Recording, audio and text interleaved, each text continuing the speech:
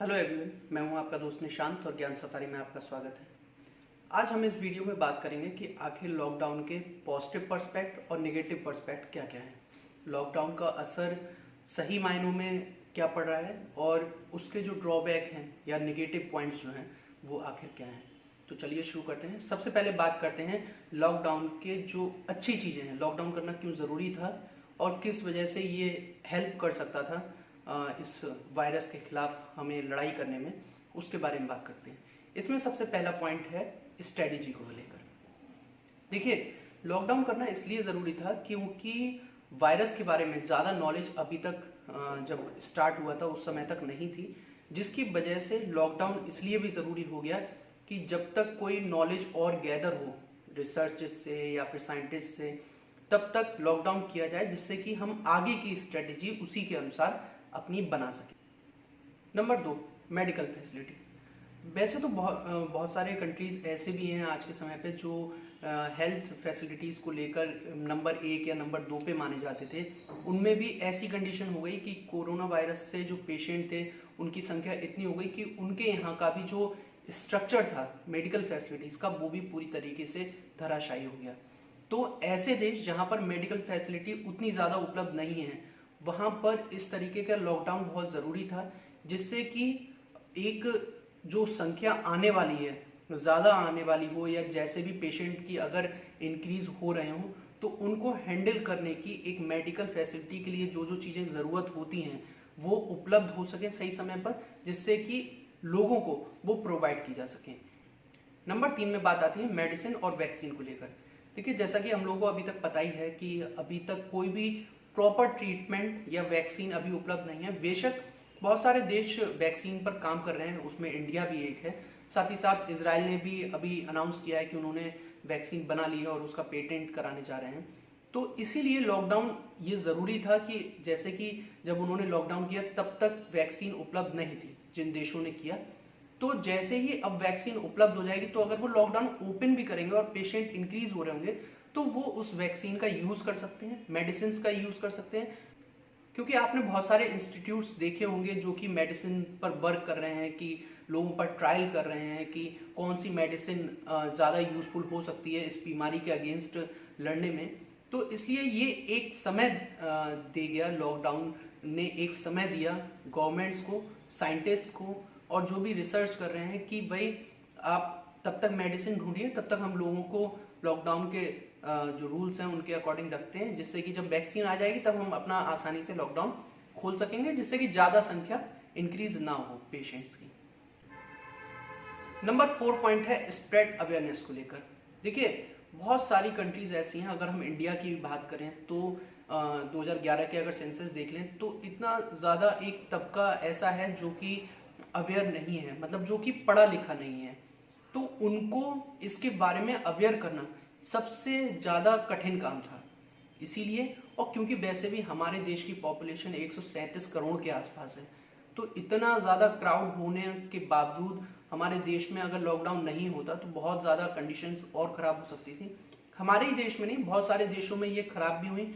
बहुत सारी जगह ये भी देखा गया जहाँ पर पढ़ा लिखा तबका भी है, वहाँ पर भी वो लोग उससे अवेयर ना होने की वजह से अपना नॉर्मल रूटीन कर रहे हैं, जिसके कारण वहां पर बहुत ज्यादा केसेस देखने को मिले। जैसे कि आप यूएसए का एग्जांपल ले सकते हैं। देखिए, वहां की मोस्टली पॉपुलेशन एजुकेटेड है, अब उसके बावजूद वहां पर जो केसेस हैं, चाहे आप गवर्नमेंट के नेगेटिव पॉइंट्स उसमें गिना लें या फिर लोगों के, वहां के जो पब्लिक है वहां के नेगेटिव पॉइंट गिना लें, लेकिन ये कहीं ना कहीं कम अवेयरनेस फैलने की वजह से भी ये केसेस बढ़े हैं। तो इसी वजह से बहुत सारे देश ऐसे हैं जहां पर लोग इतने एजुकेटेड नहीं हैं, इसलिए उन्हें इस बीमारी के बारे में बताना, इस बीमारी के लक्षण, इस बीमारी से किस तरीके से आप बच सकते हैं, इन सारी चीज़ों को बताना बहुत ज़रूरी था। इसलिए एक समय मिलना चाहिए था कि लोग उससे अवेयर हो सकें। तो ये जो लॉकडाउन का पीरियड था वो उसमें हेल्पफुल हुआ। आपने देखा भी होगा, एजुकेट करने के लिए लोगों की जो अभी तक कॉलर ट्यून होती थी वो अपने मन से लगा लेते थे, लेकिन गवर्नमेंट की तरफ से अब सभी फोन्स पे आप जब कॉलर ट्यून जब आप कॉल करते होंगे तो कोरोना वायरस वाली ही कॉलर ट्यून आपको सुनने को मिलती होगी, जिसमें अवेयरनेस को लेकर और तुरंत ही एक इमरजेंसी नंबर है जिस पे आप कॉल करके अपनी प्रॉब्लम जो है आप उन्हें बता सकते हैं। तो ये सारी चीज़ें इसलिए हेल्पफुल हो सकी क्योंकि लॉकडाउन था और साथ ही साथ ज़्यादा से ज़्यादा लोगों को अवेयर किया जा सकता था।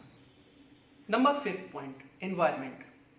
देखिए, जब तक लॉकडाउन नहीं था, अगर आप पहले कुछ महीने 2-3 महीने पहले जाएं, पूरी जब नॉर्मल एक्टिविटी चल रही थी तो आपने देखा होगा कि कितनी ज़्यादा रिसर्चेस, साथ ही साथ कितने ज़्यादा पेपर्स इशू होते थे डेली की एनवायरनमेंट पे ये इम्पैक्ट पड़ रहा है, एनवायरनमेंट पे ये इम्पैक्ट पड़ रहा है, हमारा जो आसपास का माहौल है, जो हमारा पोल्यूशन है वो बढ़ता जा रहा है। तो इन सबको रोकने के लिए बहुत ज़्यादा स्ट्रॉन्ग कदम उठाने चाहिए। अब आप इसको या तो नेचर वाइज कह लीजिए या कुछ ये होना ही था, तो जिसकी वजह से आप देखेंगे जब लॉकडाउन हुआ इस वायरस के कारण, तो अब जाकर एनवायरनमेंट में कितना ज़्यादा क्लियरिटी हो गई है। हर जगह पर, हर देश में पानी की चाहे आप क्वालिटी को लेकर कह लें या एयर क्वालिटी को लेकर कह लें, बहुत हद तक एनवायरनमेंट अच्छा हो गया है। साथ ही साथ अभी आपने न्यूज़ में भी देखा होगा कि ओजोन लेयर ने खुद को, मतलब एक तरीके से जो एक होल था वो अपने आप ठीक हो गया है बहुत हद तक। तो ये सब एक बहुत बड़ा प्लस पॉइंट है हमारे लिए, क्योंकि हम लोग तो कुछ कर नहीं रहे थे, बहुत हद तक नहीं ही कर रहे थे, कहीं ना कहीं हम लोग गलती कर ही रहे थे। इसमें इसको ना मानने वाली इसमें कोई बात नहीं है, हम लोगों की ही गलती है जिसकी वजह से एनवायरनमेंट इतना ज़्यादा पॉल्यूटेड हो रहा था। लेकिन अब क्योंकि लॉकडाउन की वजह से लोग बाहर नहीं जा रहे हैं, फैक्ट्रीज नहीं चल रही हैं, और साथ ही साथ बेशक इसके नेगेटिव पॉइंट पे वो हम अभी डिस्कस करेंगे, लेकिन एनवायरनमेंट के लिए ये एक बहुत बड़ा पॉजिटिव पॉइंट साबित हुआ है। अब हम बात करते हैं अपने 6 पॉइंट, जो कि है फैमिली टाइम। देखिए, वैसे तो आपने देखा होगा कि जब हम लोग अपनी भागादौड़ी में या कह लें बिजनेस को लेकर या जॉब को लेकर इतना भाग रहे थे कि हम अपनी फैमिली को टाइम ही नहीं दे पाते थे, अपने बच्चों को टाइम नहीं दे पाते थे। तो ये बहुत अच्छा समय निकला कि जिसमें हम 24 घंटे अपनी फैमिली के साथ रह पा रहे हैं और अपने बच्चों के साथ टाइम स्पेंड कर पा रहे हैं, अलग अलग एक्टिविटीज़ कर पा रहे हैं। बहुत सारे लोगों को अब देखा है कि कुकिंग में ज़्यादा ट्राई कर रहे हैं, नई नई चीज़ें बनाने का ट्राई कर रहे हैं। साथ ही साथ बहुत सारे लोगों ने इस समय पर यूट्यूब चैनल्स भी स्टार्ट कर दिए हैं और बहुत अच्छी अच्छी नई नई एक्टिविटीज़ अपने बच्चों को भी सिखा रहे हैं, साथ ही साथ वो खुद भी कर रहे हैं। तो ये एक अच्छा पॉइंट भी है कि लॉकडाउन की वजह से इतना सारा समय आप अपने परिवार के साथ बिता पा रहे हैं, जो कि पहले ये पॉसिबल नहीं हो पाता था। अब हम बात करते हैं अपने 7 पॉइंट, जो कि है आपका हेल्थ को लेकर। देखिए, अभी तक हम लोग इतना ज़्यादा केयरलेस थे, जैसे हाइजीन को लेकर, हैंड वॉश को लेकर, अपने घरों की सफाई को लेकर, आसपास की सफाई को लेकर इतना ज़्यादा केयरलेस थे कि कोई भी इन चीज़ों पर ध्यान नहीं देता था।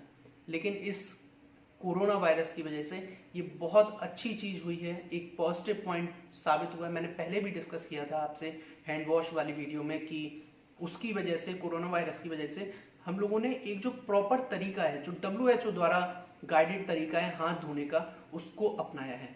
आपको अगर WHO की गाइडलाइंस जो भी हाथ धोने की है, अगर वो आपको समझनी है तो आप मेरे यूट्यूब चैनल पर एक वीडियो हैंड वॉशिंग को लेकर पड़ा हुआ है, आप उसको जाकर देख सकते हैं। तो इस कोरोना वायरस की वजह से हम लोगों ने अपनी हेल्थ पर भी अच्छा ध्यान देना शुरू कर दिया है।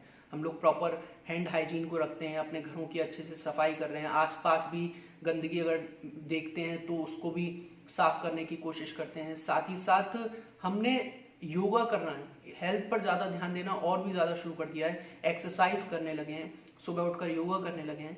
तो ये भी बहुत अच्छा पॉइंट है हमारे शरीर के लिए, और साथ ही साथ इससे हमारी इम्यूनिटी भी इंक्रीज होती है, जिससे कि हम उस कोरोना वायरस के खिलाफ एक लड़ाई, हमारा शरीर उसके खिलाफ एक लड़ाई लड़ सके। ये तो थे कुछ हमारे पॉजिटिव पॉइंट्स लॉकडाउन को लेकर। अब बात हम करते हैं इसके नेगेटिव पॉइंट्स की। आखिर लॉकडाउन क्यों हमारे लिए एक बहुत बड़ी प्रॉब्लम भी साबित हुआ है, जिसमें सबसे पहला है हमारा शॉर्ट टर्म स्ट्रेटेजी। देखिए, लॉकडाउन एक ऐसी स्ट्रेटेजी है जिसको आप लंबे समय तक लेकर नहीं चल सकते। मतलब ऐसा नहीं है कि आप 1 साल के लिए, 2 साल के लिए इसको कर देंगे। जैसे आप स्वीडन वाले केस में देखेंगे, स्वीडन ने लॉकडाउन नहीं किया क्योंकि उन्हें पता था कि हम इसको लंबे समय तक नहीं लेकर चल सकते, इसलिए इस स्ट्रेटेजी को अपनाना गलत है। आप स्वीडन की 7 स्टेप स्ट्रेटेजी देखिए, उन्होंने क्या क्या अपनाई है। मेरे यूट्यूब चैनल पर रिसेंटली में मैंने उसके रिगार्डिंग वीडियो भी अपलोड किया है, आप उनकी स्ट्रेटेजी को देखें। क्योंकि ये जो लॉकडाउन का तरीका है एक शॉर्ट टर्म तरीका है, आप थोड़े समय के लिए कर सकते हैं, 2 महीने, 3 महीने, लेकिन ऐसा नहीं कर सकते कि 1 साल के लिए कर दें, क्योंकि इससे बहुत ज़्यादा इम्पैक्ट लोगों पर और साथ ही साथ देश पर भी पड़ेगा। इसलिए इसका जो सबसे बड़ा ड्रॉबैक है वो यही है कि ये लॉन्ग टर्म स्ट्रेटजी नहीं है। ये आपको कुछ टाइम के लिए तो एक समय उपलब्ध करा सकती है कि आप भाई अपनी तैयारी कर लीजिए कि जब भी लॉकडाउन खुलेगा तब आपको बहुत सारी चीज़ों को फेस करना पड़ेगा, चाहे वो पेशेंट के नंबर्स को लेकर हो या मेडिकल फैसिलिटीज को लेकर। नंबर 2 पर जो इसका नेगेटिव पॉइंट है वो है अनवांटेड प्रेगनेंसीज को लेकर। WHO के साथ साथ बहुत सारी एजेंसी ने ये दावा किया है कि आने वाले समय में बहुत ज़्यादा अनवांटेड प्रेगनेंसीज के केसेस देखे जा सकते हैं और जिसकी वजह से पॉपुलेशन में एक बहुत बड़ा बूम देखा जाएगा। सेंसस में भी हम देख सकते हैं आने वाले समय में। इंडिया के लिए तो कहा गया है कि आने वाले समय में 1 साल के अंदर लगभग 2 करोड़ की पॉपुलेशन इंक्रीज हो जाएगी। तो ये एक बहुत बड़ा ड्रॉबैक होगा कि ऑलरेडी इतनी पॉपुलेशन होने के बावजूद हम लोगों में इतना पॉपुलेशन बूम हो जाएगा। उसके पीछे क्या क्या रीजंस हैं ये एक अलग मैटर है, लेकिन सबसे बड़ी बात यह है कि अनवांटेड प्रेगनेंसीज की वजह से केवल एक देश की बात नहीं है, ये ऑल ओवर वर्ल्ड की बात है। हर जगह पर अनवांटेड प्रेगनेंसी के केसेस देखे जा सकते हैं और आने वाले समय में इसकी पुष्टि भी हो जाएगी, जैसा कि और संस्थाएं जो कि बता रही हैं। पॉइंट नंबर 3 है डोमेस्टिक वायलेंस को लेकर, क्योंकि घरों में रहते रहते बहुत सारे लोग इरिटेट हो जाते हैं जिनका अधिकतर मन बाहर रहने का होता है या फिर मोस्टली वो बाहर ट्रैवल करते हैं या आते जाते रहते हैं। तो जो लोगों को घर के कीड़े नहीं होते एक तरीके से कहा जाए, तो उन्हें इस समय पर जब लॉकडाउन चल रहा है और 1 महीने 2 महीने स्टार्टिंग में तो उन्होंने काट लिया हो कि भाई मजबूरी है, मेरी हेल्थ की बात है, मेरे परिवार की हेल्थ की बात है, लेकिन हल्के हल्के वो एक इरिटेशन सी बन गई उनको, जिसकी वजह से डोमेस्टिक वायलेंस के केसेस बहुत ज़्यादा देखने को मिले। और आगे भी देखते हैं कि लॉकडाउन की वजह से क्या क्या अभी तो बहुत सारे केसेस रिपोर्ट भी नहीं हुए हैं, लेकिन फिर भी हम अगर रिसर्चर्स की माने और रिपोर्ट्स की माने तो डोमेस्टिक वायलेंस के केसेस में इंक्रीमेंट हुआ है। 4th पॉइंट है हमारा इकोनॉमी को लेकर। देखिए लॉकडाउन का एक जो पहला तो ये था कि ये शॉर्ट टर्म तरीका है, जो सबसे बड़ा ड्रॉबैक था। इसका जो सबसे बड़ा ड्रॉबैक जो है दूसरा, वो इकोनॉमी ही है। इसकी वजह से सारे बिजनेसेस ठप हो गए हैं, सारी फैक्ट्रीज बंद हो गई हैं, कोई भी बिजनेस प्रोसेस नहीं कर पा रहा है, कहीं किसी बाहर देश से कोई इंपोर्ट एक्सपोर्ट की एक्टिविटी नहीं हो रही है, जिसकी वजह से देश में इकोनॉमी पर बहुत बड़ा इम्पैक्ट पड़ा है। इसके लिए बहुत सारी एजेंसीज ने जो ग्रोथ रेट होती है उसको, हर देश की ग्रोथ रेट को डिक्रीज कर दिया है। ऐसा नहीं है कि केवल इंडिया पे इम्पैक्ट पड़ा है इसका, बहुत सारे कंट्रीज चाहे वो कोई भी हो उन सभी पर इकोनॉमी को लेकर बहुत बड़ा असर पड़ा है। यूएसए में तो ट्रिलियनों डॉलर की इकोनॉमी को झटका लगा है, क्योंकि वहां पर कोई बिजनेस परफॉर्म ही नहीं हो पा रहा है। किसी भी देश की बात करें, यूएसए की बात ही नहीं है, कोई बिजनेस परफॉर्म नहीं हो पा रहा है, तो इकोनॉमी कैसे डेवलप करेगी, किस तरीके से बढ़ेगी? क्योंकि इतने सालों में जो भी मान लीजिए अगर लॉकडाउन और आगे बढ़ता है तो ये इकोनॉमी के पर्पज से बहुत बड़ा नेगेटिव पॉइंट होगा, क्योंकि इतने सालों में हमने जो ग्रोथ की वो सभी कुछ ही समय में धराशायी हो जाएगी, जिसका कोई फायदा नहीं होगा। 5th point, mental condition. देखिए घरों में रहते रहते बहुत बार ऐसा होता है कि हम लोग इरिटेट तो हो ही रहे हैं, जैसा कि डोमेस्टिक वायलेंस के केसेस में हम देख सकते हैं, लेकिन साथ ही साथ ऐसा भी हो रहा है कि हम मेंटली बहुत ज़्यादा डिप्रेस होते जा रहे हैं, क्योंकि मान लीजिए हम जॉब पर नहीं जा पा रहे हैं, लोगों से बात नहीं कर पा रहे हैं प्रॉपर सही तरीके से इस बीमारी की वजह से। जहाँ भी हम देखते हैं फेसबुक, व्हाट्सएप, न्यूज़पेपर या फिर आप इलेक्ट्रॉनिक मीडिया कह लें, कहीं भी देखें कोरोना के बारे में ही बात हो रही है। कहीं भी इस चीज़ को इतना ज़्यादा स्प्रेड कर दिया है कि लोगों के दिमाग में वो चीज़ भर गई है। मुझे तो लगता है अगर लोग सोते भी होंगे तो उन्हें कोरोना वायरस के ही सपने भी आते होंगे। तो इतना ज़्यादा इसका इम्पैक्ट हमारे माइंड पर हो गया है कि हम मेंटली डिस्टर्ब हो गए हैं पूरी तरीके से। अगर हम देखें तो बहुत ज़्यादा ये गलत चीज़ है, क्योंकि इससे हमारे इम्यूनिटी पर भी इफेक्ट पड़ता है, क्योंकि हमारा शरीर मेनली हमारे दिमाग से काम करता है। तो अगर हमारा दिमाग ही पूरी तरीके से डिस्टर्ब रहेगा तो हम अपने शरीर पर जो इम्यूनिटी है उस वायरस से लड़ने की, वो पूरी तरीके से हमारा शरीर काम नहीं कर पाएगा, जिससे कि वो वायरस हमें ज़्यादा और इफेक्ट करेगा। और साथ ही साथ जब मान लीजिए हो गया उसके बाद जो सबसे बड़ी ज़रूरत होती है हमारे मेंटली स्ट्रांग होने की, वो बहुत बड़ा पॉइंट है जिसकी वजह से, जो लॉकडाउन की वजह से ये डिस्टर्ब हो गया है। 6 पॉइंट है जो एक तबका है जिस पर सबसे बड़ा इम्पैक्ट पड़ा है लॉकडाउन का, डेली वेजेस, लेबरर्स और साथ ही साथ बिलो पॉवर्टी लाइन। ये जो तबका है इस पर लॉकडाउन का एक बहुत बड़ा इम्पैक्ट पड़ा है। ये जो लोग हैं, इन लोगों के पास अधिकतर 1 या 2 दिन की सेविंग होती थी। ये लोग जिस दिन काम करते थे उस दिन का कुछ लोगों के पास उसी दिन का खाने का होता था। तो क्योंकि लॉकडाउन को लगभग 2 महीने होने जा रहे हैं, तो आप देखेंगे इतना ज़्यादा इम्पैक्ट इन लोगों पर पड़ा है कि कुछ लोगों को तो भूख के मारे ही मर गए, कुछ लोगों को तो खाना राशन नहीं मिला। बेशक गवर्नमेंट बहुत अच्छा काम कर रही है, साथ ही साथ बहुत सारे एनजीओज, नगर पालिकाज, डीएम और जितने भी जिले में लोग हैं, अधिकतर लोग ऐसे जो तबके हैं उनके लिए वर्क कर रहे हैं। लेकिन फिर भी कहीं ना कहीं कुछ लोग रह जा रहे होंगे जिनको इसका ज़्यादा जो इम्पैक्ट है वो सहन करना होगा। तो लॉकडाउन का सबसे बड़ा जो असर पड़ा है वो इसी तबके पर पड़ा है, क्योंकि इनके पास बहुत ज़्यादा सेविंग तो होती नहीं है। जिस दिन गए काम करने उसी दिन का या तो खा पाते हैं या फिर 1 या 2 दिन और का खा पाते हैं। तो इसलिए सबसे बड़ा जो तबका अफेक्ट हुआ है इस वायरस की वजह से वो डेली वेजेस वाले, लेबरर्स और साथ ही साथ बिलो पॉवर्टी लाइन वाले हैं। नंबर 7 में आते हैं हमारे बिजनेसेस। देखिए, जितने भी बड़े बिजनेस की बात करें तो उनका बेशक कभी कभी ऐसा होता है कि उनके पास तो इतना रिजर्व होता है, कैश रिजर्व होता है कि वो अपना कुछ समय तक अपने एम्प्लॉयज़ को या फिर अपने बिजनेस को नहीं भी रन करेगा तो भी मैनेज कर लेंगे। लेकिन एक वो जो छोटा तबका जिसकी परचूनी की दुकान है, एक ठेले वाला है, एक छोटा सा व्यापारी है जो कि एक डिस्ट्रिक्ट लेवल पर काम कर रहा है या फिर एक शहर लेवल पर काम कर रहा है, उनके बिजनेस पर बहुत बड़ा असर पड़ा है कि शॉप्स खुल नहीं पा रही हैं जिसकी वजह से परफॉर्म नहीं हो पा रहा है। और जो उन्होंने लोन ले रखे हैं उन पर उनकी वो ईएमआई नहीं दे पाएंगे। बेशक 3 महीने की ईएमआई सरकार ने कहा है कि आपकी एक्सटेंड हो जाएगी, लेकिन वो एक्सटेंड तो हो जाएगी ना। देखिए, ईएमआई एक्सटेंड हो जाएगी लेकिन और खर्चे हैं वो एक्सटेंड नहीं हो रहे हैं। 3 महीने में सरकार ये भी कह रही है कि आपको जो आपके यहाँ काम करते थे आप उन्हें भी पैसे दिए, तो वहाँ उन लेबर्स को कैसे पैसे दिया जाएगा? पैसा तो उसी बिजनेस से निकलता था ना। तो जब उस बिजनेस में ही वो परफॉर्मेंस नहीं हो रही है, वो बंद है, तो वो लोग भी, उनके खाने का भी उसी बिजनेस से निकलता था, दूसरों के खाने का भी उसी बिजनेस से निकलता था। तो ये बहुत बड़ा ड्रॉबैक हुआ है बिजनेसेस के ऊपर, जो एक सिटी लेवल पर या फिर एक परचूनी दुकान वाला है, ये इन सबको एक बहुत बड़ा ड्रॉबैक इसका झेलना पड़ा है कि लॉकडाउन की वजह से उनके बिजनेस सही तरीके से परफॉर्म नहीं कर पाए हैं। अब हमारा 8वां पॉइंट है इंक्रीज एनपीओ को लेकर। वैसे भी हमारे देश में इतना एनपीए हो गया है, इतने लोग रुपया लेकर बैंकों का भाग गए हैं कि एनपीए अब बढ़ भी जाए तो एक बहुत चौंकाने वाली कोई बात नहीं है। लेकिन अब जो एनपीए इंक्रीज होगा, जिन लोगों का होगा, वो ऐसे लोग हैं जो शायद अपनी ईएमआई प्रॉपर तरीके से देते रहे थे। मतलब ये इकोनॉमी का वो हिस्सा है, बिजनेसेस का वो हिस्सा है, बैंकों का वो कस्टमर है जो कि अपनी ईएमआई को, अपने बैंक ट्रांजैक्शन को प्रॉपर तरीके से करते थे।